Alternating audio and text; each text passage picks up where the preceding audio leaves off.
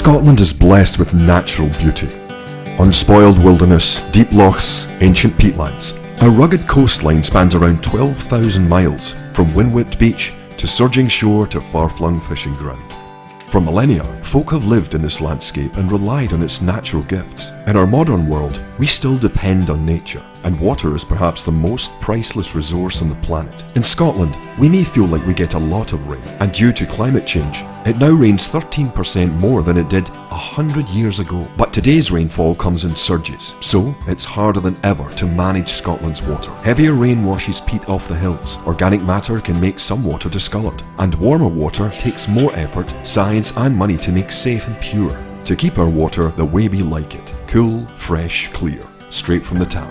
So let's spare a thought for what it takes to pipe Scotland's water to your home while you run a tap, brush your teeth, take a shower, wash clothes, make soup, enjoy a cuppa, water your plants or flush the loo. Scottish Water produces 1.5 billion litres a day, every day. The average person in Scotland uses about 180 litres of water a day, far more than people in England and elsewhere. And our infrastructure was never designed to cope with this demand, or the pressure of population shift, or the extremes of climate change. Scottish Water invests over £800 million a year in infrastructure to keep our water system running. We also look after more than 60,000 miles of pipes, over 2,000 treatment works and around 300 reservoirs, all to ensure that everyone has access to beautiful, affordable water, but also to ensure that wastewater is thoroughly treated, recovering resources as it's safely returned to the environment. It takes more than 4,500 people to provide Scotland with quality water, and wastewater services will all come to know and expect. Engineers, scientists, customer service representatives, computer technicians, security analysts, the maintenance teams you'll see out and about in our distinctive vans, even water tasters. On average, our expert water samplers test the water we supply to your taps every 2 minutes to ensure its purity. The water we all take for granted is a massive undertaking. Scottish Water is publicly owned, and every penny we make is reinvested for public good. In return, all we ask is that all of us respect this precious resource, to value this astonishing stuff which literally falls out of the sky. Because water is vital to the health, well-being and prosperity of the nation to help support a flourishing Scotland. Scottish Water. Cool, fresh, clear, and only available right here. Welcome to you all this evening, and many thanks for taking the time to join us for our annual consultative meeting. Here at Scottish Water, as I think most of you know, we put customers and communities at the heart of what we do, and we're increasingly doing more to make sure that you have the opportunity to come to us and to share your thoughts on the services we provide. This insight is vital to our decision-making, our projects, and to do well on the whole. But these challenges are real, and they're complex, and they're costly to tackle. I was heartened to see over the last year an increase in awareness here and further afield as to just how important water is, not just in our daily lives, but for our world to survive and our local communities to thrive. There's now a similar level of concern about nature and threats that come from its degradation, similar to what we already have around carbon emissions and their role in global warming. Water, of course, underpins what happens in nature, the good and the bad. We're seeing its impact more than ever through worsening floods, rising and warming sea levels, and devastating wildfires in Europe and now beyond. Water is a precious resource, we all know that, and it's one that needs to be carefully looked after and carefully used. As a board, we focus on risks and how to manage them, and we continually try to understand and oversee mitigation of the escalating long-term risks we face on these issues and many more. There are no easy decisions about how to address long-term challenges, but our commitment is constantly to consider what can be done and what should be done to help Scotland flourish now and in the future. More immediately, we have and we will continue to work day in and day out to provide world-class services. I've been chair of this remarkable organization for more than 8 years, and as I prepare to hand over the baton to my successor at the end of this calendar year, it's increasingly clear that tackling current and future challenges will take ambition, vision, and energy as never before. Innovation, learning, and collaboration done to the highest standards are essential ways we drive our performance.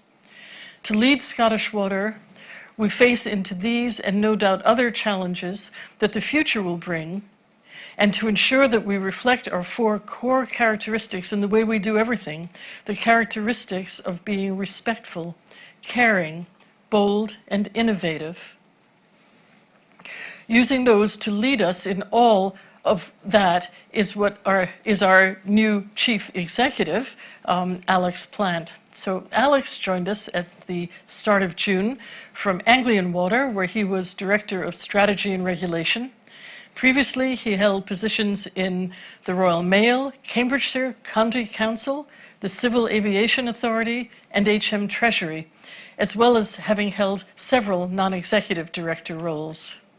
Although he's only been with us for almost 3 months, his expertise, his enthusiasm, and his warmth have shown through, and the board very much looks forward to continuing to support him as he settles in and leads this trusted and vital organization. We're delighted he joined us, and I will now hand over to Alex so you can hear much more from him firsthand. Alex, over to you.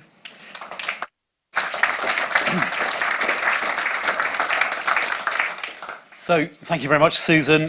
Good evening, everybody here in the room and those who are watching online, and thank you for your very kind words of introduction. So, I'm really delighted to be here tonight. This is my first of these events as Chief Executive of Scottish Water. And although, as Susan said, I only joined about 3 months ago, I'm still very much in that full-on learning mode and listening mode. And I know that many of you will have worked alongside my predecessor, Douglas Milliken, and Douglas was a fantastic help to me in managing the transition from him passing on the baton to me, and I hope to be able to build on the successes that Douglas, that the executive leadership team, that Dame Susan and the board have kind of delivered in recent years. So it's a role that I'm already finding fascinating, enjoyable, demanding, as you'd expect it to be, and quite different to some of what I've experienced before, and I'll touch on that as I go through the speech tonight. And I am absolutely aware of the critical importance of the work we do to the people, to the businesses, to the communities of Scotland. I'm under no illusion as to the magnitude and complexity of the challenges we face, and in fact, challenges that the water industry as a whole is facing across the country. But looking at how Scottish Water has performed, the successes it's had, I'd really like to pay tribute to all of the people in the organisation, because it's their enthusiasm, their hard work, their innovation, their verve that actually allows us to deliver those outcomes. And to our partners, because almost nothing we do is done for Scottish Water alone. We're working with partners, we're working with supply chain, we're working with people across the country to deliver those results. And the steady results of that last financial year are a testament to that partnership working and to the great work of Dame Susan and the board in steering us through. So when I talk about the work that our people do, I do mean the people who work, the 4,500 you saw on the video, who work directly with us, but all of those in our supply chain. And it's those endeavours, the collective endeavours, that make us the highly trusted and highly valued organisation that I believe we are. Our strategic plan, our focus, our future together, really sets out 3 core ambitions, and that's about delivering service excellence to our customers. It's about delivering great value and ensuring financial sustainability, and it's about going beyond net zero emissions. And all the things we do sit under that kind of banner in some way, with the one kind of addition being that when I talk about net zero, that also for me incorporates all the issues around enhancing nature, biodiversity, improving the quality of our environment. The challenges that we saw on the video and that Susan talked about are significant, and they are increasing. So the job ahead of us is a really big one, but it's one that I'm really excited by, and I'm determined to build on the strong platform I've been really grateful to start from. And that's really where I'm starting from, is where we go from and how do we build from that. I said I'd say a bit about some of the things that struck me as being different from moving here. One of the things that's most apparent is the sense of there being a kind of Team Scotland mindset applying here, not just in Scottish Water, but across that wider partnership. That's not like that in England. It feels like the starting point for conversations I'm having are ones where we do have a shared vision, a shared commitment. We're trying to get to the right outcome. We won't always get there in exactly the way we want to, but there's a sense of a willingness to work together. And I want to kind of build on that and to see how we can really maximise the huge value that sits in there so that we can all play our full part in helping Scotland to flourish. So since joining the organisation, I've been out and about, meeting, here's some pictures, meeting as many people, our partners and our communities and customers as I can. So I've been from the borders to Shetland, from the East Coast to the West Coast. And it's, again, what really hits me is that our teams just fizz with pride and enthusiasm as they go about their daily jobs. They are really driven by trying to meet the needs of all of those who rely on our services and the critical services that they are, and ready to respond when things, as they do, go wrong. And that's just so inspiring when I'm seeing that from colleagues, conversations with colleagues. As Susan acknowledged, we've got some really difficult challenges to address, and none of those have a single quick or easy fix. And those combined pressures of rapidly accelerating climate change and the need to adapt to that with ageing assets. I mean, a lot of our sewers are over 150 years old, back to Victorian eras, and they weren't built to sustain the challenges of extreme weather events or indeed population growth and change. And when you add to that the very welcome increased public awareness of the value of our natural environment, all of that comes together to mean that we've got to raise our game if we're going to continue to deliver excellent services in the future. So for me, that means we need to be even bolder, even more innovative, even more collaborative, and work differently with our customers perhaps than in the past. And I want to work with our customers so that our customers see themselves as active participants in the changes that we're going to need to achieve as a society, not just sort of passive recipients of a service. We also need to secure the ongoing investment that's going to be essential to deliver not just net zero emissions, but also to upgrade our assets to adapt to those climate change consequences that we're already seeing. And that plays through in relation to both drought, and we had a long period of hot, dry weather this summer, but also to increase flood risk. So the areas I'll cover off this evening are around, firstly, some highlights from our performance last year. Secondly, talk a bit more about the importance of protecting and enhancing the environment. Then I'll touch on climate change adaptation and some future investment needs that flow from that. A little on customer engagement and a bit more about that Team Scotland approach. And then finally, just to reflect on delivering our net zero ambitions. So, performance last year. When I look back at the last financial year, we saw some real successes. Drinking water quality remained high, and I think we're fortunate in Scotland to have some of the best drinking water in the world. And we saw a substantial decrease in incidents of interruptions to water supply.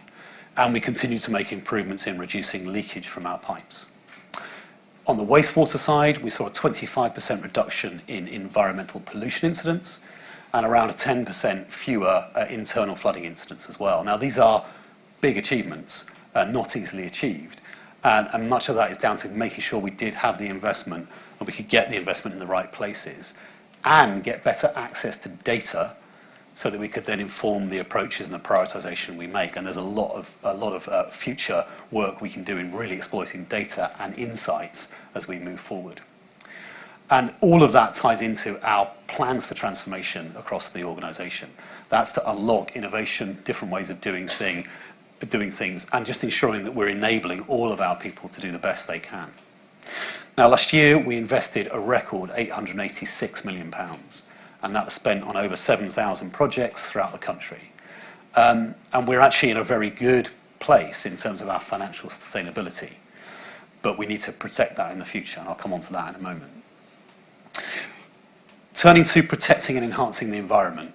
So if I was asked, as I often am, what's the hot topic in the water industry at the moment? Well, it has to be that one around environmental quality, and particularly the focus on combined sewer overflows. Come under a huge spotlight in the media in recent times, and people are wanting to understand what happens when, as they are designed to do, a combined sewer overflow spills in periods of heavy rain. And just one point to mention is that when a CSO spills when it's supposed to, what it spills is 99% rainwater.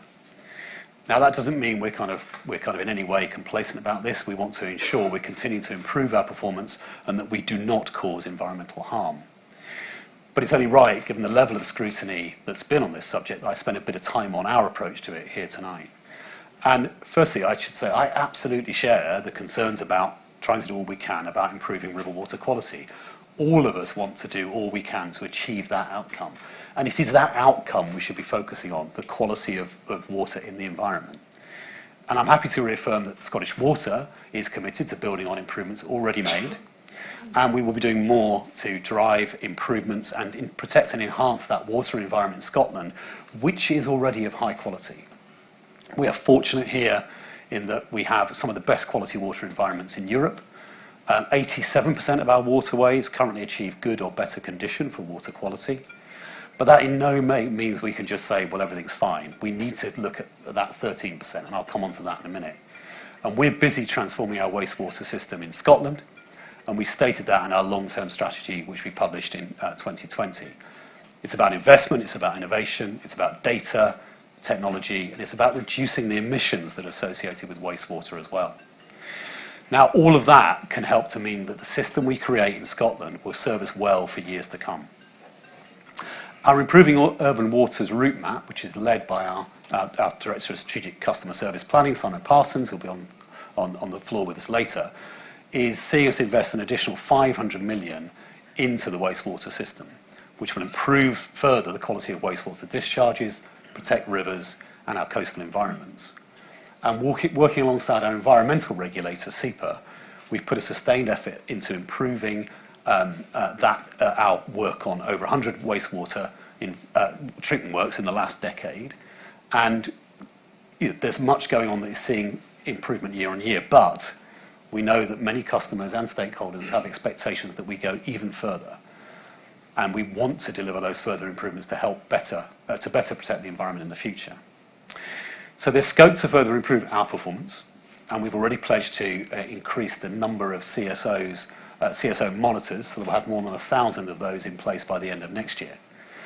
And real and sustained changes are going to be needed if river water quality is to improve further. So back to that 13% of waterways that are not achieving good status. We need to understand the root causes of that and work across a number of partners to actually improve that. Now, the root causes of that 13% are not primarily about Scottish Water's wastewater treatment. They actually relate to runoff from roads, to runoff from agriculture, to nutrient loads coming from that source and other sectors. So we've got to look at this at a catchment level and get everybody working together to deliver those improvements. Now, beyond wastewater enhancement, I've also been really fascinated to learn about what we're doing in areas of biodiversity. So, for example, we've created a new woodland near Lintratham Reservoir in Angus, which is really driving wildlife habitats to a much more healthy state. We do a lot of work around peatland restoration, and peat, as you may know, serves as a carbon sequester, so it takes carbon out of the environment. And I want to ensure we're working with partners up and down the country to do more of these things. And there's so much opportunity we've got. If we can come together, back to that Team Scotland thing, and help make sure that we can drive these further improvements to the maximum extent possible. And that's kind of one of the issues, I think, goes back to my sense of there being a starting point from everybody wanting to work with us. I don't sense a kind of suspicion about what Scottish Water is doing.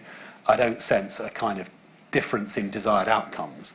So what we can do to harness the value of that Team Scotland approach is something I'm focusing on, and been really encouraged by conversations with chief exec colleagues around the country.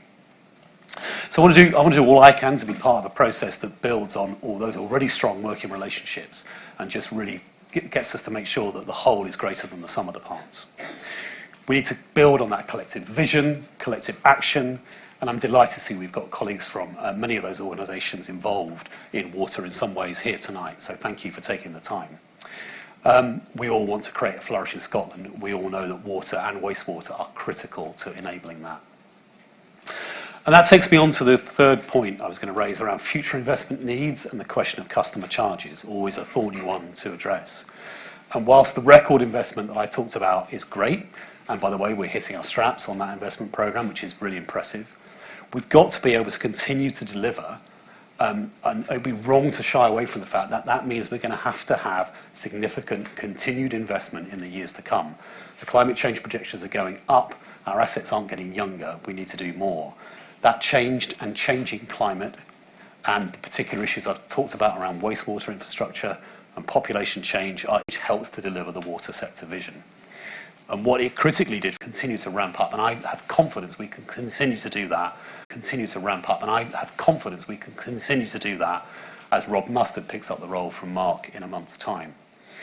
We are focused in this regulatory period on achieving the maximum affordable improvements in public health and standards of environmental protection and enhancement, whilst taking prudent steps to ensure that water charges remain stable and that our capital programme is of a scale that we can actually deliver. And all of that can be done in the interests of current and future water customers. And that point about and future is really important. We know that difficult decisions will lie ahead, notably regarding the scale of customer charges that may be necessary. But if we don't face into that, we will simply be passing more of the cost burden onto the future generation of customers. And that's just simply not fair. And I think, sadly, that we may see the consequences of not having grasped the nettle on this regard coming through south of the border in England, as we see the English water companies putting their business plans for the 2024 price review forward to the regulator Ofwat this October. Here in Scotland, I think we have the chance to actually play our part in ensuring that the longer term challenges we face are actually being recognised, and we're taking action now to get ahead of the game, so we can have a considered, planned and stable approach and avoid the kind of cliff edge increases in bills and diminution in service that I think we may be facing in England. Now, the cost of living crisis is affecting families up and down the country. And at Scottish Water, we know that any charge increases will impact customers, and we will, of course, be doing all we can to keep services as affordable as possible by innovating, by delivering the cost savings that we can. But that overall direction of travel is going to mean that we need to ensure we're investing properly. And what's great about the Scottish system is that around half of all customers, those who are most struggling to pay increases in charges, are supported through the council tax rebate system. So I think there's a way we can square the circle of ensuring we're investing properly, increasing service, increasing charges in a general situation of those people being willing to pay, and looking after those who are struggling most through the council tax rebate system. Fourth area I want to cover is around customer and stakeholder engagement. And this, of course, is what tonight is about, as Susan was saying earlier. And we want to make sure that our customers are part of our decision-making in the future. We need to be doing even more in coming months and years, in my view, to really get under the skin of what matters most to customers, to reflect those views into the decisions we make, the priorities that we choose, and the trade-offs that we have to make. It's vital to help us shape those decisions, and there are some tough ones that are going to be ahead of us, including where we actually prioritise investments, because we can't do everything, and ensuring we continue to be highly trusted and valued by people across Scotland. And that sense of trust in us is something that struck me within days of joining Scottish Water. I remember being on a train to go up to a meeting up in Inverness, wearing my Scottish Water polo shirt, and being able to sort of be really proud of that and sense that my fellow passengers thought that we were a good organisation. That's more difficult south of the border. So it's something we should be really careful of and really proud of, but ensuring our customers are part of our ongoing journey is going to be what keeps that trust for the future. As the video said, we also need to help people understand just how precious a commodity water is. Only use what they need. Think about a lifestyle that allows us to keep our networks flowing freely on the wastewater side as well. So you should all only be putting the 3 Ps down the loo, right? And if anybody wants any advice on that, catch me afterwards. But if you do other things, then it's a real problem. This is part of my point about customers being active participants in this journey, not just passive recipients. So we have our role to play, customers have their role to play, and partners have their role to play. And if we do all that as well as we can both help clean up our water environments, improve the quality of our burns, our beaches, our seas, and our sewers, and also help to reduce the amount of water we're using. We're increasingly doing more to promote access to the natural environment that we oversee. and to encourage communities to get out there and enjoy it and protect it. And that means continuing our successful behaviour campaigns to urge people to do the right thing. But it's also about getting people out to come and see and enjoy places like our reservoirs. We've recruited our first ever rangers at 3 of our busiest reservoirs, and they are beautiful spots. And we want to encourage people to come and see them and use them. And something I think we can do far more in the future. Another of our campaigns around Nature Calls, which is something led by Brian Laroni, had a really successful first year. And our independent research has found that people who've heard of that are actually now saying they do think more carefully about what they flush into the sewer network. So there's been a real improvement there. And on that same point, we've been lobbying really for politicians to support a ban on wipes that include plastic, which can cause sewer chokes. And it was really pleasing, therefore, to see the UK government announce plans to ban all wipes containing plastic, and that our call was received real commitment from the Scottish Government too. And again, that part of that Team Scotland thing, all my engagement with ministers has been incredibly positive. The sense is they're proud of us, they want to work with us, they understand that there are policy issues they need to think about that can help with the issues I've talked about, but the starting point is one of shared endeavour and wanting to work together. Just last month, you saw some of these on the video, we launched our 100th top-up tap, freely available water points across the country, helping people stay hydrated on the go, enabling to fill up their water bottle, saving money and therefore reducing plastic waste. And I've seen a number of these and they are fab. I have many selfies in front of top-up taps from Shetland down to the borders. And there's many more that are going to go live in coming months. And to date, the amount of water that's been flowing out of these taps has saved the equivalent of 5 million single-use plastic bottles. So I think it's something we can be really proud of. And just on how we do that, I mean, as Susan said, I used to work in local government, and I really see the successful, speedy delivery of these taps as a great example of how we work well with our local authority colleagues, because without them, we can't get these things in place. And it's been brilliant to see that partnership happening so effectively across the country. I've talked a bit about our regulators before, but I just want to say just how impressed I've been by that constructive mindset that our regulators bring into the conversations with us.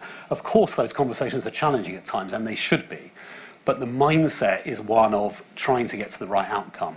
And our regulators, whether that's WICS on the economic side, DWQR on water on the environment, and indeed the government, have just been incredibly constructive and positive in the way they talk about the issues. So I'm looking forward to playing my part in developing policies that will ensure the framework we have is in place to make sure our country's water system flourishes for future generations. Now, as a publicly owned organisation, I think we have a different starting point to others in the country. And we in Scotland have made public ownership work. And that commitment to serving the public has actually been something that's driven me through all the jobs I've done. Whether that's in central government, working in local government, working for a regulator, or working in a regulated company. And be able to put some of that passion into practice in Scottish Water is something I am incredibly driven by. It's why I came and took the job and moved to Scotland. It's also really nice here, but that wasn't the main reason. Just finally going to touch on net zero. So our progress and ambitions in this area. We have ambitions to be a net zero organisation by 2040. And it's not something we take lightly. In fact, it's at the heart of a lot of our ongoing transformation programme, is to shift the way that we do things, to reduce our emissions, and think about how we can work to take that further. So just to update you on where we are, so last year we continued to make good progress in reducing our carbon emissions, and that's over the last 2 years. In fact, we've had a cumulative reduction equivalent to driving 57 million miles. So that's like one of you taking a car from Land's End to John O'Groats, doing that journey 34,000 times in a dodgy old diesel car. But we've done better than that, so we're reducing our emissions. And we're also one of the biggest energy users in the country. We have to pump water and pump wastewater. And so it's really pleased to see that our operational greenhouse gas emissions have also continued to go down. And last year, our carbon footprint was 6% lower than the previous year, so we're making real steps towards that 2040 goal. We've also started to look more at how we can be better and more innovative and bolder in terms of our role in helping hydrogen establish itself as a sustainable energy source for Scotland in the future. Scotland as a country has a huge natural geographical advantage, and the opportunities to get energy from water, and particularly I think from wastewater, are there and could be exploited. I think we have a chance to invest in some really world-class pioneering work here with our colleagues in the power companies to really put Scotland at the forefront of that revolution. We've also had some real challenges in our net zero drive. There's been problems in global supply chains that you've seen in the newspapers, and we've had some issues about access to some of the peatland restoration that we want to take further forward. But we're still pushing at all of those things, and I'm hopeful we'll get further in those regards. I'm also really determined to see Scottish Water take a lead in inspiring and innovating others around net zero, particularly as there's been, at the UK government level, some unwelcome pulling back from those commitments in recent times. That's not where I think we should be. I think Scottish Water has a role in trying to ensure we're still doing the right thing for our environment. I want to touch a little bit on Scottish Water Horizons, which is our commercial subsidiary. And it plays a really vital role in harnessing new opportunities from our assets, from both our land, our property, and our intellectual assets, to encourage sustainable growth, but also drive carbon emissions down. Last year, Horizons put in around 8 million, mainly in really kind of cutting-edge, industry-leading, low-carbon activities. This included the completion of an energy centre to support a district heating network, the progression of co-digestion of brewery waste with our own sewage sludge, and also delivering 7 solar schemes, including our 2 largest to date. And collectively, those 7 solar schemes are now generating about 7.7 gigawatt hours of energy output, which is enough to save over 2,500 tonnes of carbon each year. So these are the projects I love hearing about, and we want to do more in this regard. I want to see Horizons forge into a brighter future, as it's been doing around issues like securing water resources to support Scotland's emerging hydrogen market. And Horizons has also been involved in re-energising some of our hydropower programme as well. And we have begun construction in Scotland's first ever hydroelectric scheme that's based on a wastewater asset, and that's down in South Lanarkshire. And I think there are plenty more schemes in the pipeline of this type. And it's really exciting, vital and pioneering work that I want us all to get behind. I hope you agree. Just finally, there are countless case studies I could have talked to you about across all of the work streams, which have shown real innovation. A lot of those are in our annual report, which I hope some of you might have had a chance to have a glance at. But another standout for me is our new water treatment works at Bonnie Craig in Peebles, which I had the pleasure of opening with the Cabinet Secretary last week. And that was built using low-carbon construction techniques, off-site modular construction, so you could piece it together. That allowed us to build the plant in half the time it would normally. And within the plant, there's cutting-edge kind of ceramic membrane technology as well. It's allowing us to supply over 4 million litres of drinking water each day into the Peebles area, and it has headroom for growth in Peebles should that come through. And I think that site is a blueprint for how we can do water treatment works in the future in other parts of Scotland and realise those time savings, cost savings and carbon savings that are part of that. And in wastewater, I had the chance to go and see our new treatment works in Winchborough a few weeks back, which will start operating this winter. And again, it's got state-of-the-art Nerida technology in it as part of the wastewater treatment. But again, modular build, it reduces energy usage by about half compared to traditional wastewater treatment works. And it treats wastewater far more effectively. And again, it's got capacity for Winchborough's growth, growing fast at the moment. It will continue to grow in the future. So we've built it with the future in mind. And actually, it's a really beautiful wastewater treatment work. So if you get a chance to go and see it, go and see it. It's amazing. So just some final thoughts. I think key to the delivery of projects like this are always the skills, the capacity, the energy, the ambition, the experience of our people and our delivery partners. We've got around 400 supply chain partners we work with, and about 90% of our procurement is staying in Scotland. In the last year, in total, we spent about £1 billion, up from about 860 million the year before. About £1 billion are spent on goods and services which have a wide economic impact in terms of the numbers of jobs they create, and a lot of those are for young people, including our own apprenticeships and graduate trainee schemes. So I hope it comes across that I'm really relishing the opportunity to lead this much trusted and highly valued organisation for the future. Thank you for your time this evening. And we're now going to welcome any feedback or questions you have about anything you've heard today or any other points that may be relevant to you in your day-to-day lives, in your communities, during the Q&A section. So to help support those responses, I'm going to invite a few of my colleagues from the executive leadership team up to the stage. So Peter Farrer, Shirley Campbell and Simon Parsons could all join us. And I'd also like to take this opportunity to invite our chair, Dame Susan Rice, back up to the lectern, and Susan's going to facilitate the session. So thanks everybody, and thanks Susan.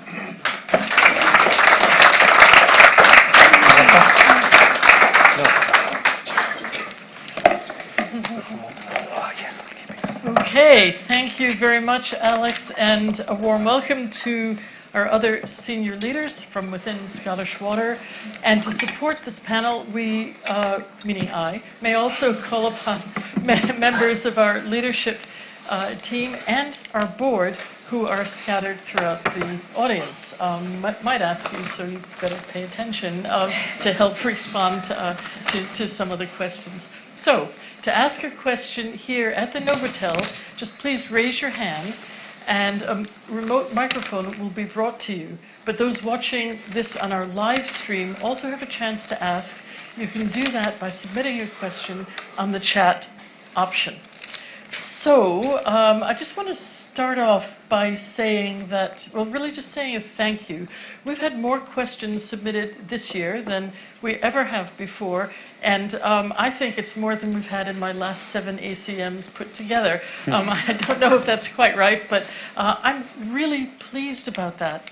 This is something that we're all in together, and it's really important that we hear from all of you, whether you're councillors, communities, individual customers, businesses, and it's important to us to be able to give you some background and some facts, and to speak about rather complicated issues, in a way that helps understanding spread. So very pleased about that.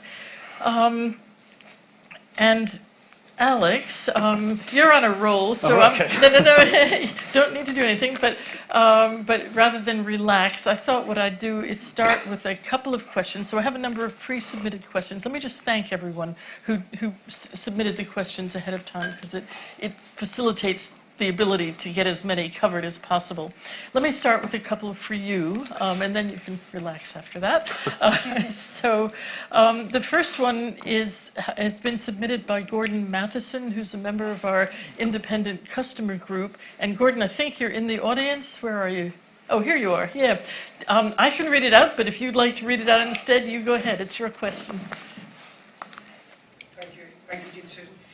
I understand the long-term requirements for infrastructural investment, but I'm interested in your attitude in the here and now, Yep. in the current economic climate. And my question is, how realistic is it for a publicly owned utility to propose above inflation increases at a time when inflation is so high and the cost of living challenges painful?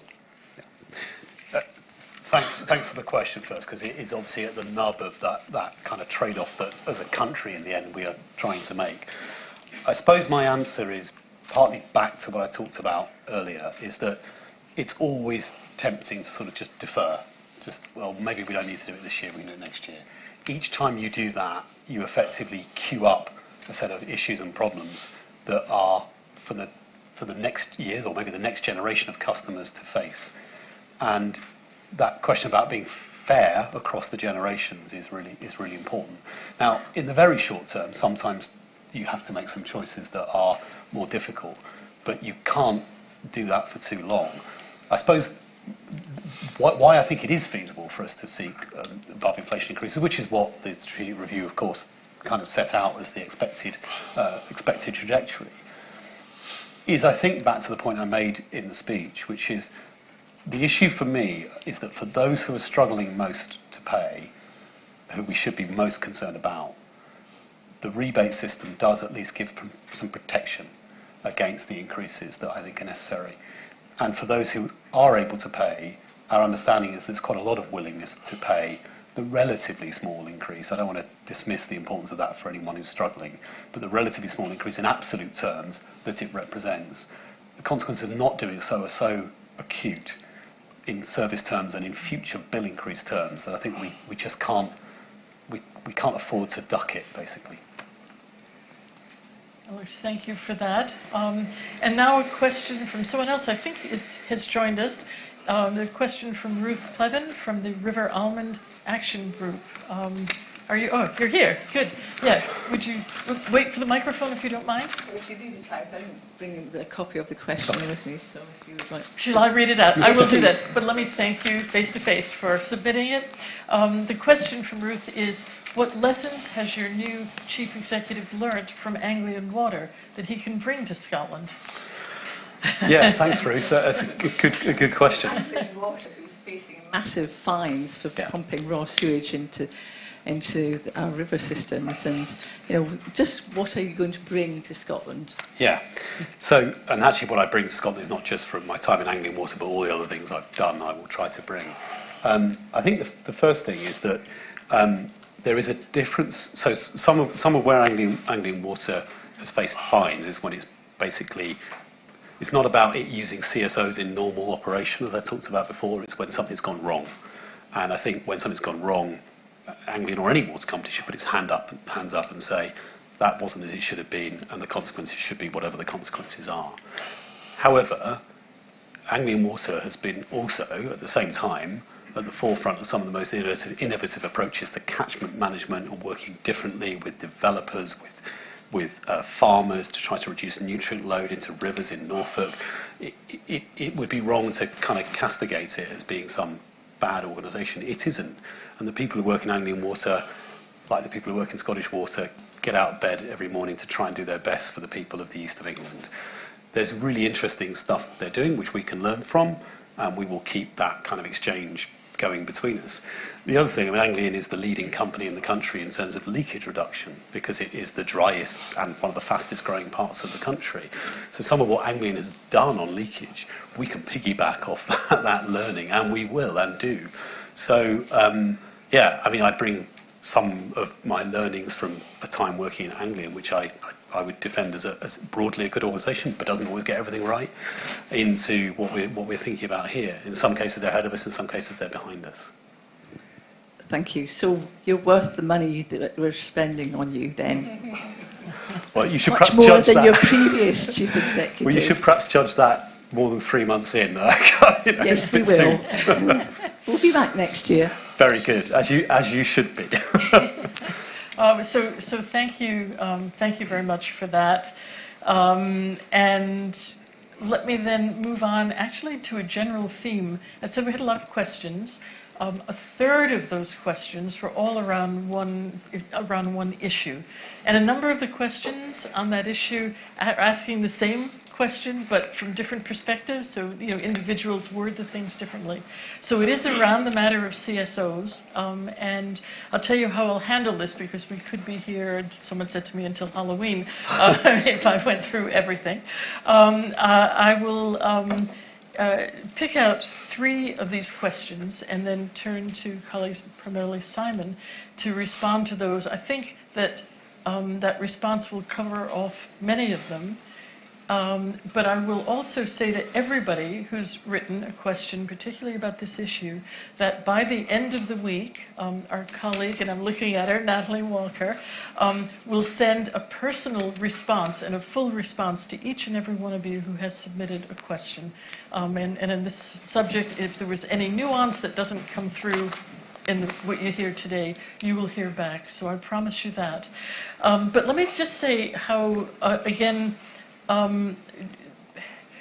this focus, I think, reflects what I said in my opening comments about the greatly heightened interest in water, the importance of it, the importance of a good supply and a safe supply that we're seeing now. We hear that much more from far more people. So to me, that is really good. I hope it also reflects the fact that every one of us, individual, business, corporate, government, entity, whatever, we all have a role to play to make sure that this particular issue is handled as effectively as possible. So, what I will do is take, as I say, 3 questions. I think the first 2 are for people who are here, I believe. So I'll turn to you, or I can read it out, and then the third is from someone I think isn't here. I'll take them together, and then Simon, listen well, because I'm going to turn to you. So the first question has been submitted by Jonathan Camp of Save Our Shores Leith. And Jonathan, I think you're here in the audience. I hope nobody minds. Over here. Oh, hi. Okay. You don't mind first names or anything, because that's my idea. Okay.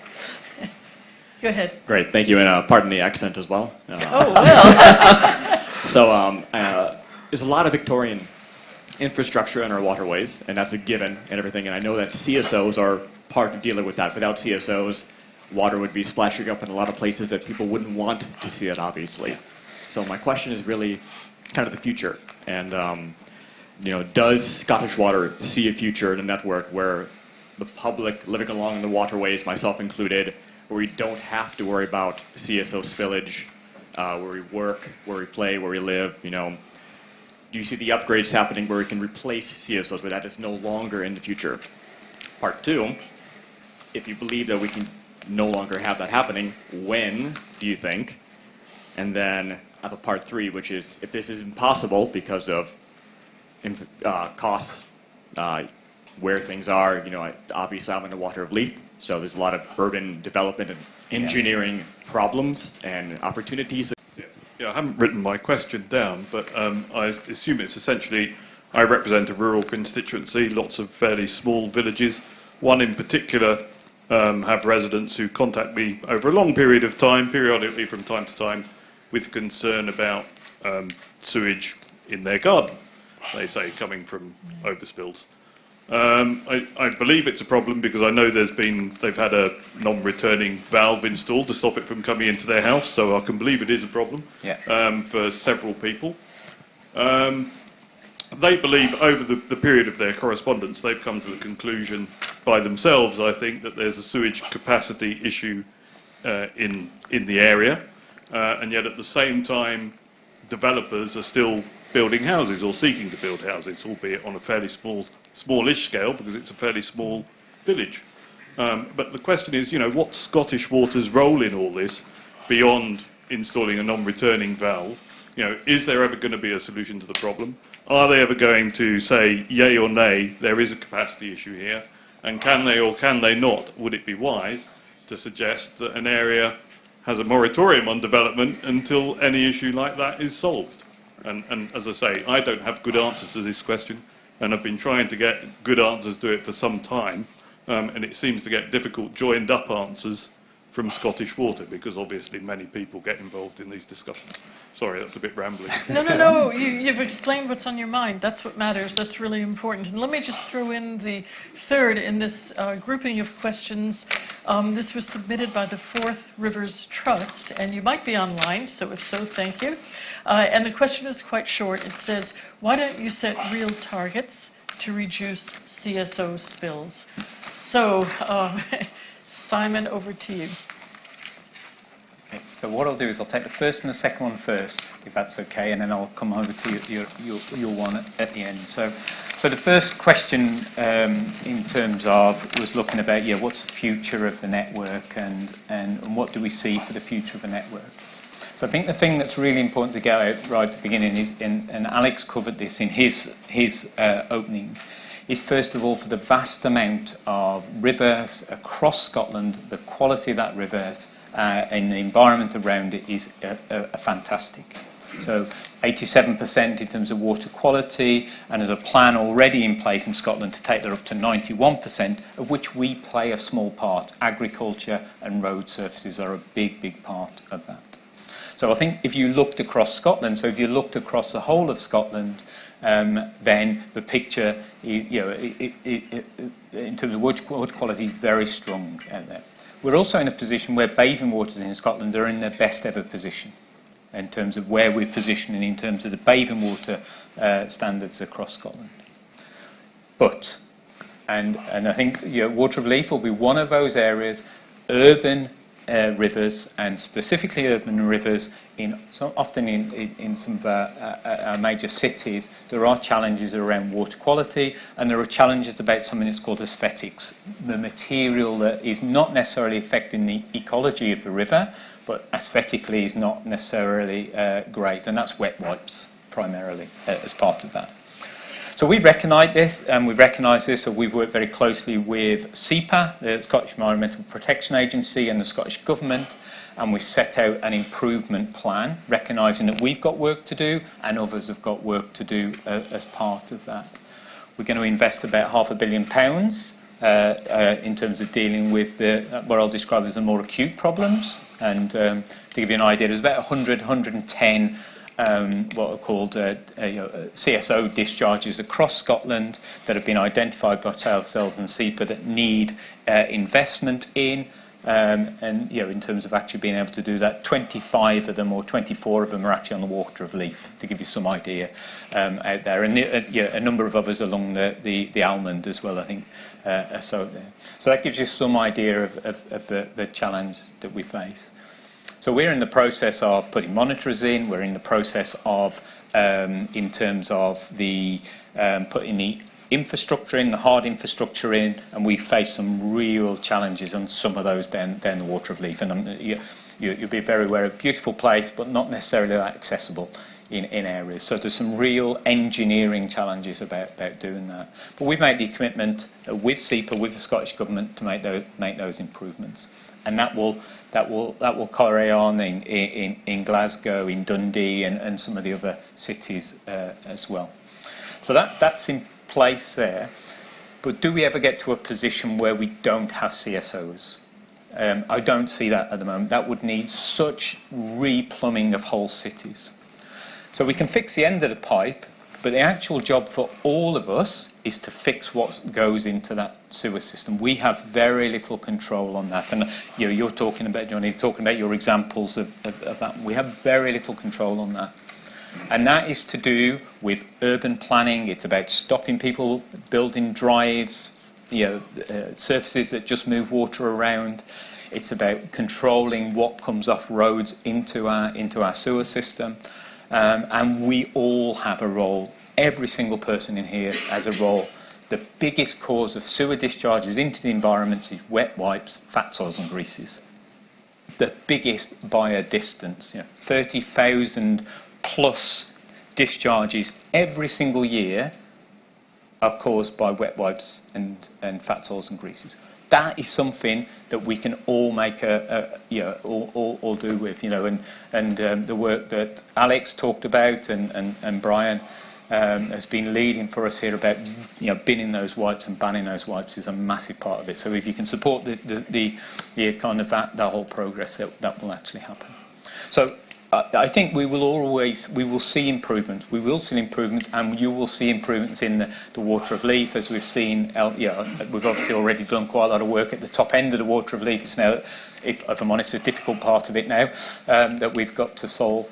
But we all can play a part in terms of making sure that we can have that future that you're describing.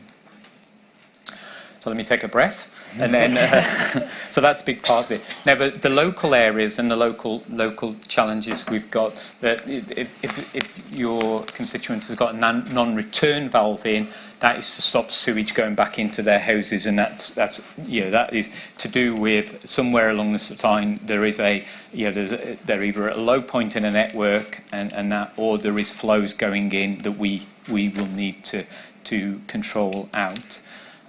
So I think that it's probably well worth us having a quick chat, just so I'm aware of the exact location. I think I would know where it is, but it'd be useful just to know that.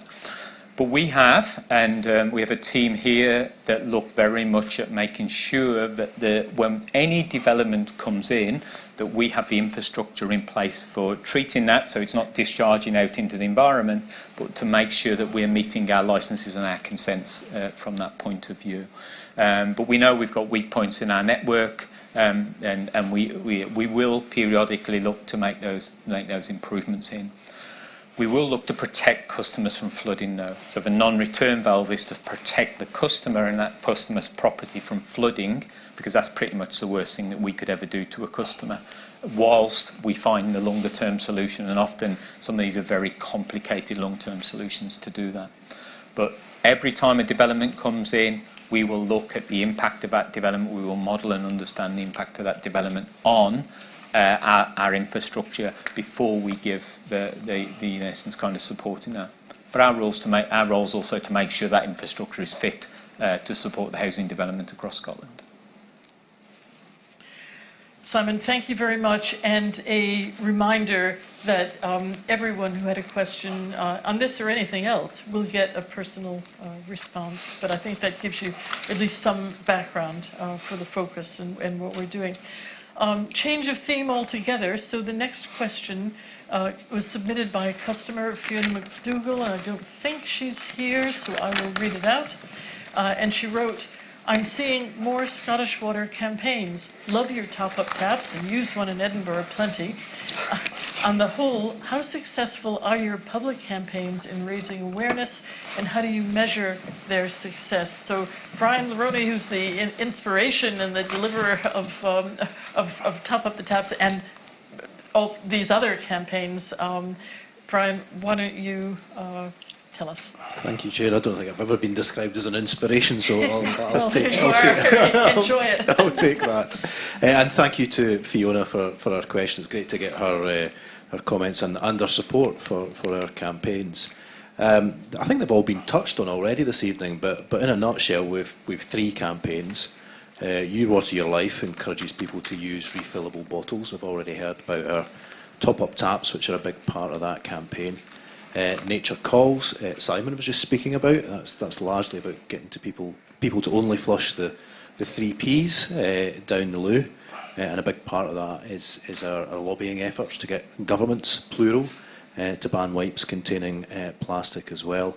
And we also have a campaign, Water's Always Worth Saving, which attempts to get people to appreciate how much water they're using and to use a bit less. The first thing to say about how their success is measured is just a wee bit about how we create them.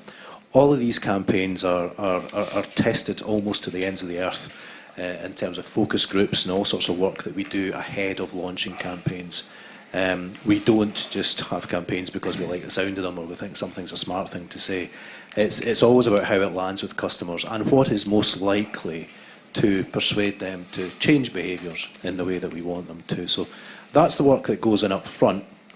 And then once the campaign's underway, it's pretty much a rolling programme of customer research and insight to understand what impact it's having.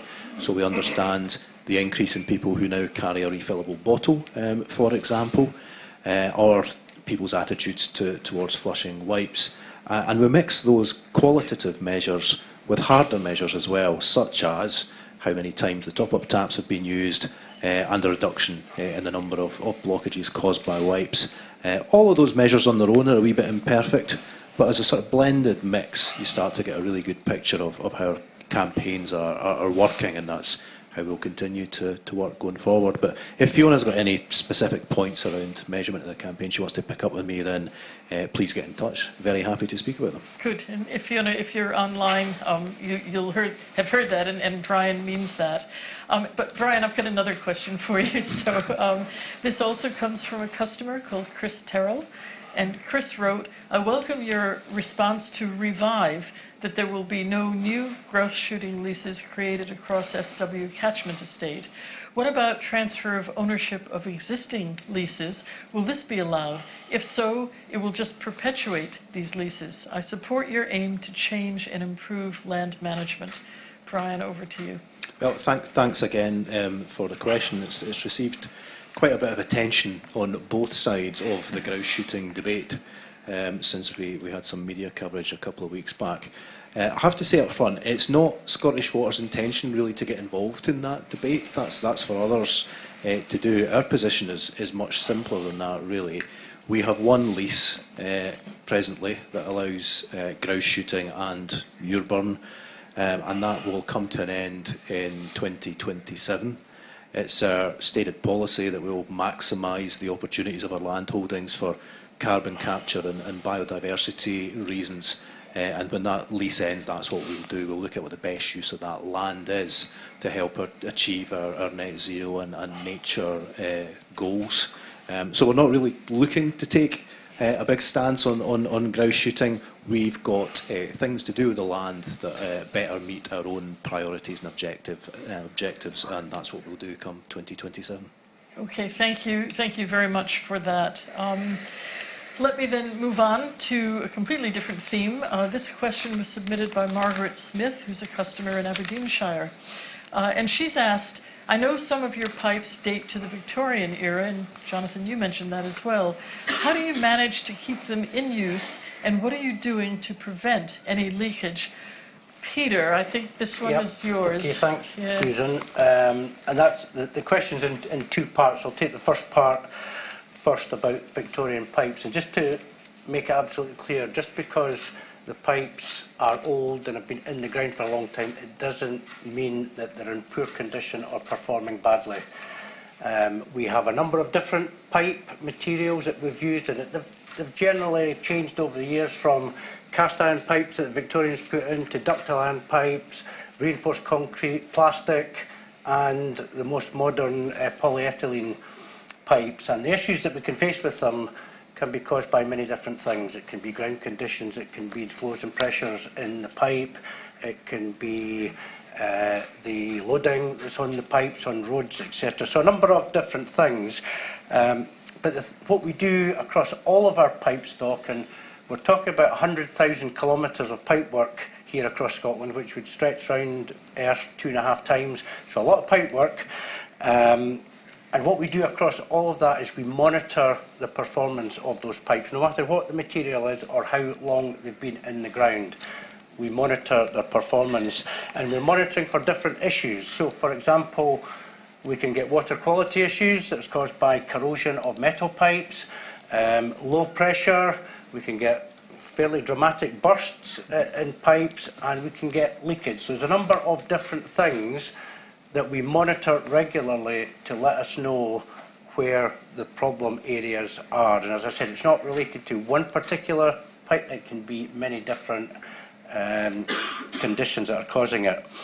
And what we do to keep them in use is that we do a lot of maintenance work. Once we've identified through the monitoring that we've got specific hot spots, we can do monitoring, maintenance work, flushing of pipes to make sure the water quality is up to the right standard. We can implement PRVs, which is to reduce the pressure in pipes, and of course if you've got lower pressure in a pipe, there's less chance of that pipe fracturing or bursting. And we can also reline pipes in order to improve water quality and the structural integrity of the pipes. There's a number of maintenance things, but there's also, if it triggers certain criteria, we can then put that into an investment programme, which would then lead to renewal of pipes, which again is about dealing with some of these issues. So that's how we keep pipes in use.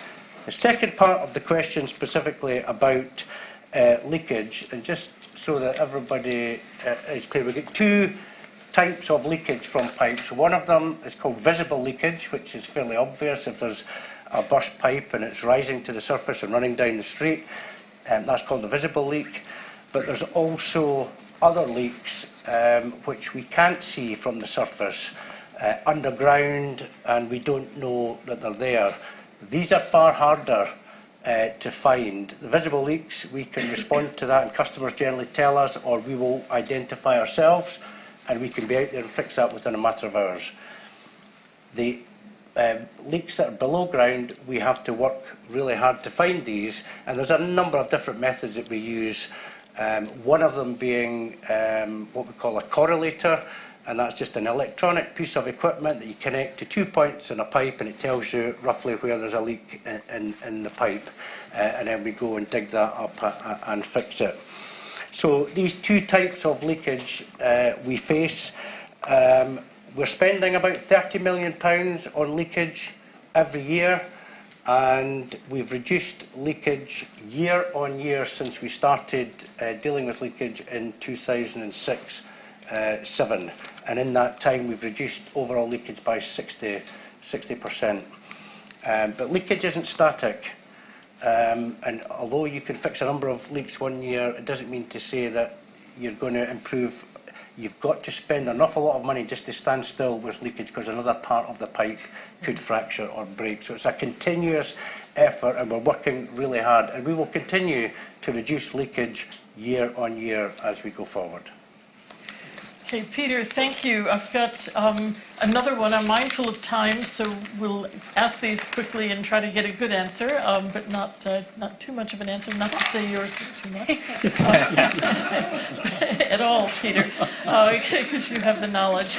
But this one was submitted by customer Alan Strange, and he wrote, I've recently moved into a new housing development in Perthshire. At what point does responsibility for my water quality switch from the developer to Scottish Water? I'm experiencing some ongoing problems with taste. Peter, is that one for you? Yep, and that's a fairly simple one. So as soon as a new development is connected to the public water supply, we are responsible for monitoring that water supply, and we do that straight away. And if that identifies any issues, the issues can either be something that the developer has done, or it can be something in the Scottish Water Network. And clearly, if it's something the developer has done, the developer will have to fix that at their cost. And if it's something to do with our network, we will fix that. And just to give you an example, the exact thing happened to me when I moved into my current house 25 years ago. Scottish Water did routine samples of the water supply and identified high lead levels in the supply. And after some investigation, it was identified that one of the plumbers who was working on the development had used leaded solder in all the pipes rather than unleaded solder, and the leaded solder had been banned, and the developer had to go over all of the houses and change the pipework after that. So that answers the question. And if anybody has any questions about this, please feel free to contact our Customer Engagement Centre at any point, and we'll come out and investigate. Thank you. And I know people who've gone to Scottish Water and asked to have a test, and the organisation's very willing to do that. Another question, this one is actually quite dear to my heart. It's submitted by Kenny Slater. He states, it was reported on the 16th of August that 1 in 4 of the world's population is facing water scarcity. Much of this is attributed to the impacts of climate change. Scottish Water has talked about going beyond net zero. What are you doing to go beyond net zero, and what are you doing to increase the scale? Simon, that's your bailiwick.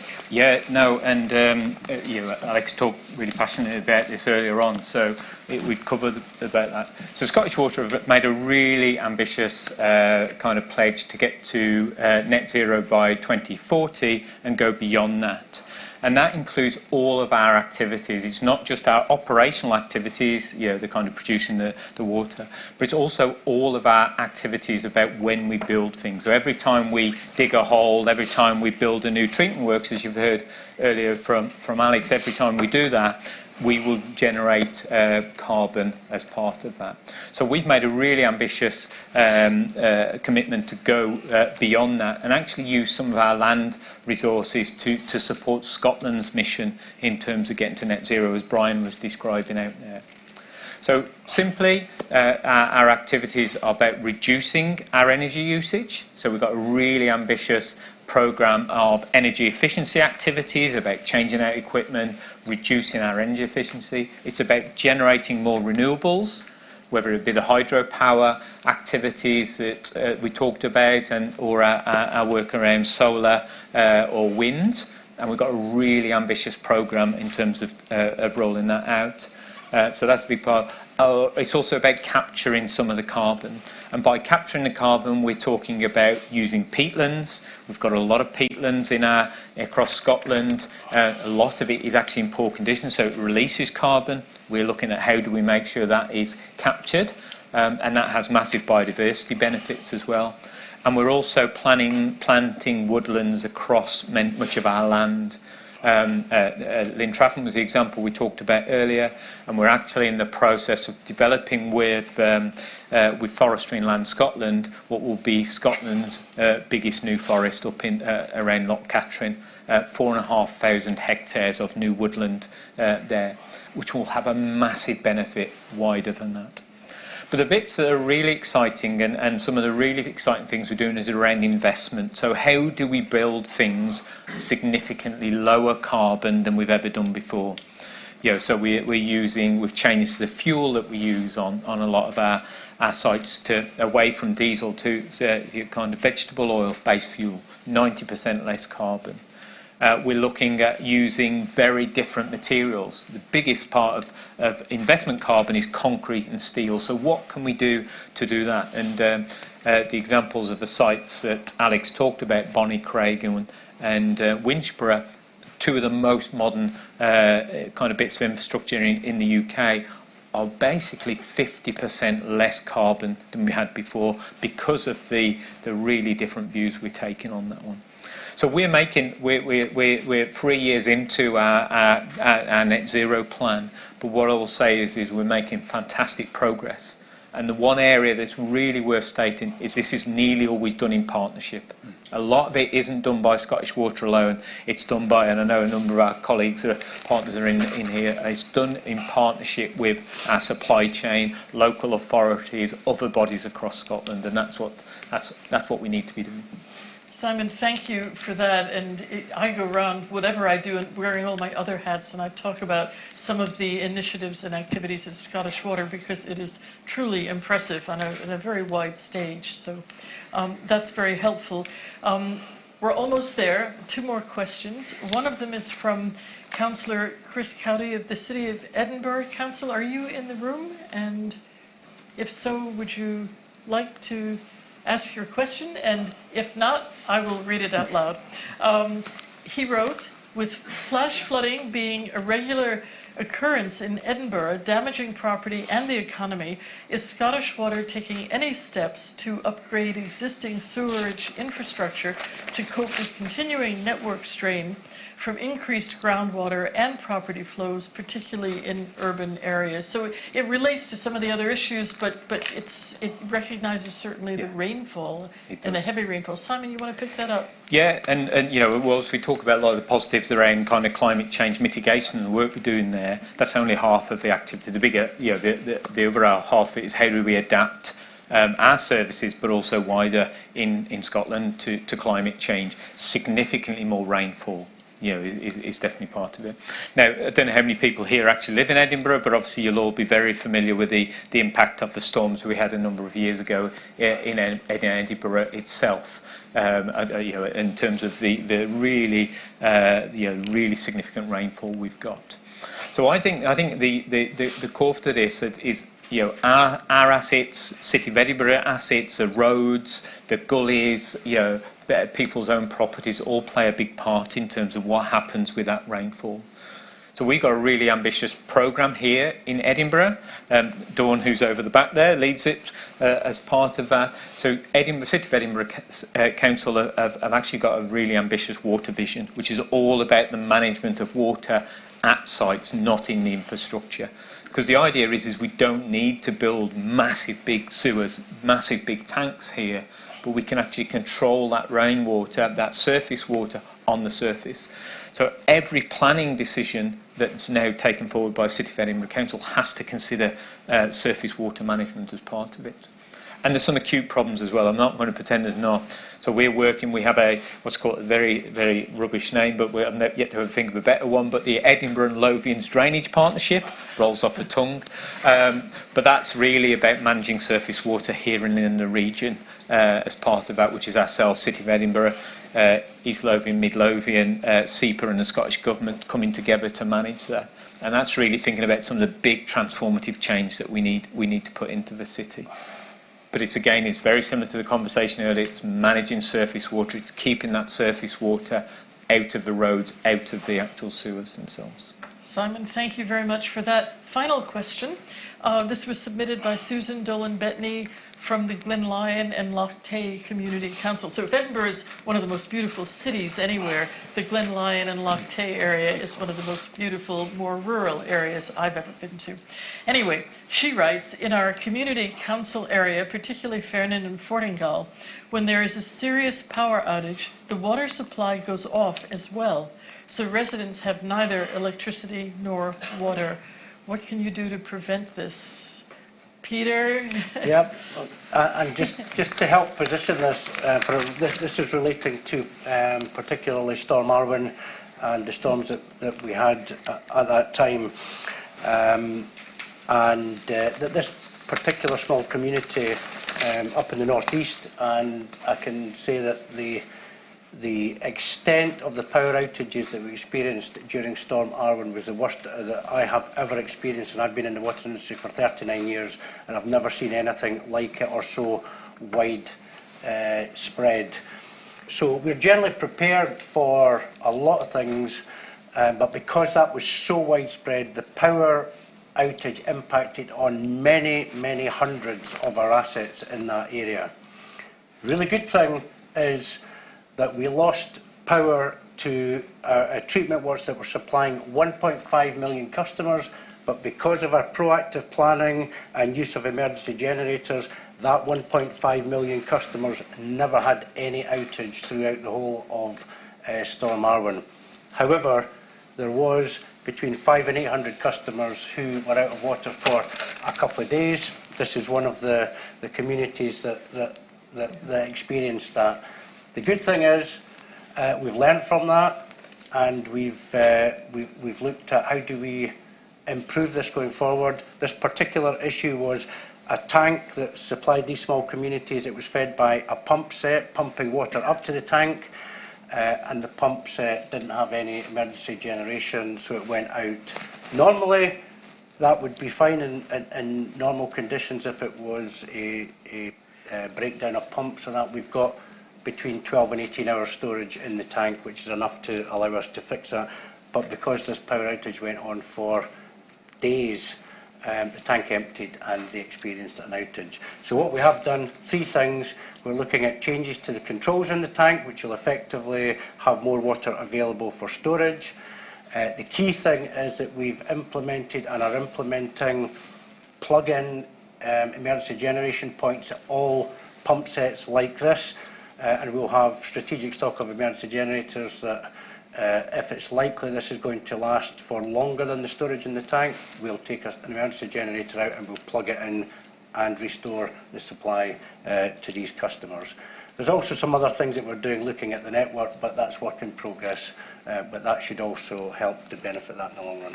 Peter, thank you very much. And it's another example in a way of learning from a problem and of what is called in business continuous improvement, which I think you mentioned possibly, Alex, that you have an issue, you haven't quite got it resolved. Well, you figure out if that ever happens again, how you'll deal with it. So you can't anticipate everything, but this, I think we can probably anticipate some big storms again. Now, we don't have any more questions coming in online or in the room. Oops. A couple in the room. Okay, 2 in the room. This is a short question, quite like Carty. In the introductory film, it mentioned that the average Scottish user uses 180 litres of water per day, more than the English or more than the other nations. Yes. Are we cleaner or what? Shall I pick it up? We may well be cleaner. But in all seriousness, it's that I think partly it's because we perceive we've got loads and loads of water in Scotland. It's seen as a wetter place. And I think one of the issues this summer when we had a long, hot, dry spell and there was real challenges about the scarcity of water, part of what we're going to need to do is to be a bit more conscious of the water we use, because people are using lower levels per day in England, partly I think because there's a sense that actually this is a scarce and precious resource and we should be trying to use less of it.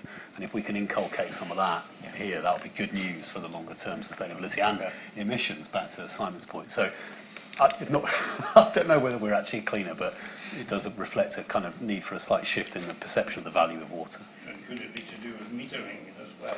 I think that has an effect, yeah, and obviously far more of the population is metered in Scotland, so you're more aware of the amount you're using in England. Sorry, you're more aware of that amount you're using, and generally in Scotland, customers aren't metered, so that has an effect as well. Yeah.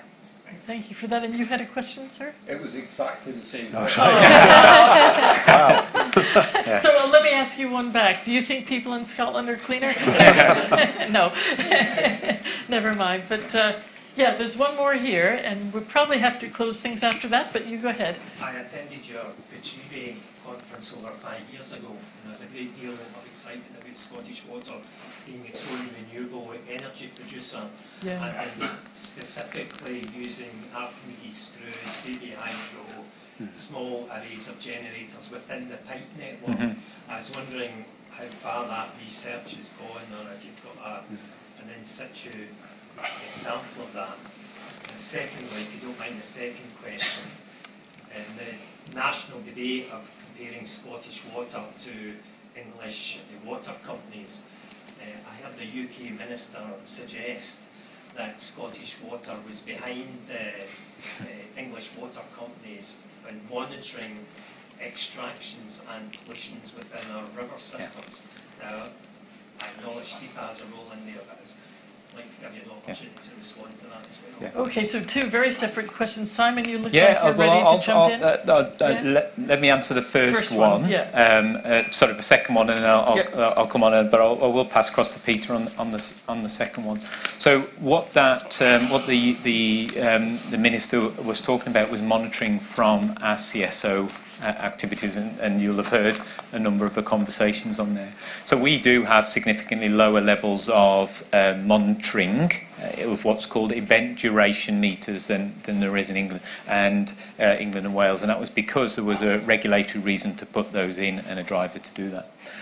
But I would argue against that. We have done a huge amount of work understanding how our network works, the quality of the rivers and the receiving waters, and also the whole approach. We understand a lot more than in terms of how our sewerage network works. When does it spill, for example? And we understand that. Monitoring is one small part of it as part of that. So it's probably an easy thing for them to say, but I don't think they understand the true understanding we've got, and SEPA, in terms of how our whole networks actually work. And one of our real innovative bits of work at the moment is actually looking at how do we get far more intelligence into our whole wastewater networks. So sensors. But sensors tell you something, you've got to act on that. So what are we doing around acting about that and building that up? And about 25% of Scotland's kind of sewerage network has got that infrastructure in place now and rolling out. And that's stopped because we've got lots of PRVs, but they haven't necessarily worked at the... I think we put one or two in, and then... in terms of energy generation, we've set a target, which is part of our net zero target, to generate or host 300% of our total energy use. And we're pretty well down the line with that. We're about 212%, something like that. So we're well on the road to that. The majority of that is through photovoltaics and wind. And as Simon says, we do have a lot of turbines in our own treatment assets and network. As Simon said, we've tried a lot of different technologies. They haven't been viable at the time, but that's changing as the energy prices change, as prices of materials come down. I think there is far more opportunity now to look at different types of generation in pipe than there has ever been. And certainly we've got our internal development house Horizons who are looking at those sort of things on our behalf. So I think there'll be more of that in the future.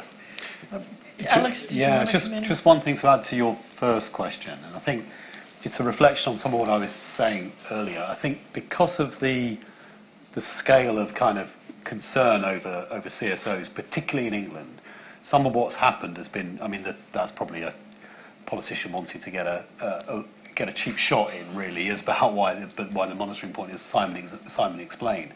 But the real issue at hand, is about what is the quality of the water environment. And if you focus solely on monitors, you're going to miss the bigger picture. Understanding the hydraulic monitoring, understanding the quality issues in any given catchment is the right approach. What I worry about, particularly in what's happening in England at the moment, is probably they're going to end up spending billions of pounds on the wrong issue. because if you think about the root cause of what's causing problems in environmental quality and focus on those, you get a lot more bang for your buck than if you just spend loads and loads of money on monitoring, which is only ever a part of the problem, as Simon was saying. So it's not understanding the issue fully enough, which is leading to some somewhat knee-jerk reactions, I think. So I'm glad you raised that, because I think it was important for everyone to hear those responses. I did say that was the last question. If there was a burning question, put your hand up, and if not, I will. One in the corner. Sorry? Okay, so you were first. Okay, again, very quick, because I don't want to stretch people's patience too much. I don't know if this is working. I'm a councillor in Clickmannanshire, and I'm on the planning committee. I just wondered, because obviously you're talking about like even like driveways and whatnot. Do you guys have training for councillors who are on like planning committees, so that we have this kind of in our mind when we are looking at kind of developments? Because it's just never something that's really kind of came up, the impact of what the developments have. I mean, we do have sewage and stuff like that in our mind, but I think more training would be good to have that and to have the developments kind of work for the communities. Thought. Really useful. And if you've got 2 minutes afterwards, I'll introduce Dawn, who's just in front of you, because Dawn is very much in terms of working very closely with City of Edinburgh Council and Glasgow City Council, amongst others, to try and build up that awareness. And there's the work they've done here now is brilliant, because it's in every single decision has to consider surface water management, and to do that you've got to have a real understanding of what the challenges are. But I'll introduce you to Dawn, who can think about how we can help, because that's a brilliant suggestion. I think it is brilliant as well. Thank you very much, Jonathan. Very quickly, because people will walk out. Sorry for 2 questions, but this is not about CSOs or that kind of stuff. This is more about kind of, Alex, you touched upon it at the beginning, about increasing like biodiversity and rewilding, and that part that Scottish Water has to play. So if you play around on SEPA's water qualification thing, you can check out various things. Around 50% of our waterways are good or better if you include ecology and biodiversity and all that. You have a great goal of going from 87 to 91% to increase our water quality. Yeah. Do you have a similar goal for our biodiversity and ecology? And what's kind of your role to play in that? Yeah, so we do some of what Simon was talking about before. And one of the things that I think we are doing literally this week we've been talking about is how do we increase the way in which we understand the impact on natural capital in a broader sense. This actually came up in conversation with colleagues around. We have a principle which is about biodiversity net gain. So how are we making a positive contribution to that? And we have a baseline for biodiversity across Scotland. We produce a regular biodiversity report. It's actually out in December this year, which will show our progress towards it. We're also working really well with Eacon and Nature Scot and other bodies across Scotland, because again, it's where we can work together to build up. But yeah, some fantastic work in terms of where we can make differences in terms of biodiversity on every time we do some level of intervention. Okay, that is it. I am going to pull it to a close, but what a terrific theme to end on. Again, another one really close to my heart. Can I thank you all for coming. Really appreciate that. Thank you for those who've joined us online. And thank you for such thoughtful and important and constructive questions. The team will take all of this away. We know a little bit more about what you're thinking about. I hope you know a little bit more about the background on some of these issues. So my thanks to all of you and for your questions, and my thanks as well to the team from Scottish Water and the partners you work with, because you guys put this event together and you did it brilliantly, so I really appreciate that. I want to maybe then say, Alex, I hope you enjoyed, I trust you enjoyed your first ACM with us. You survived, we all did. But I'm sure you did, because I thought your knowledge and passion and enthusiasm shone through this evening. I mean, and just how much you've learned in such a short time about us and about the world that you're working in. Having served as chair of Scottish Water since the middle of 2015, and goodness, what's happened since then, a lot of things. As I mentioned before, I'll be standing down from this role at the end of the year. For me, it's been an absolute privilege to chair such a caring and inspiring organization, one which I can say really puts customers at the heart of all that it does and all that it tries to achieve. I know how deeply, because I've heard it and I've talked to people, I know how deeply Scottish Water's people care about the customers that they serve. And that's why they value having opportunities like this to speak to you, our customers, and listen to your opinions and your views and what's on your mind, while at the same time sharing updates as we've done on our achievements, their achievements over the last year. And most important of all, perhaps, ambitions for the future.